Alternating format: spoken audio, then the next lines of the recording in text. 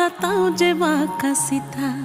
মেদিনীপুরে রায়না চিরন বাঁকুড়ার ওই ফিতা, আর যতন করে বাঁধলি মাথা তাও যে বাঁকা সিথা। পেছ পাড়িয়া রাজকুমারী গলা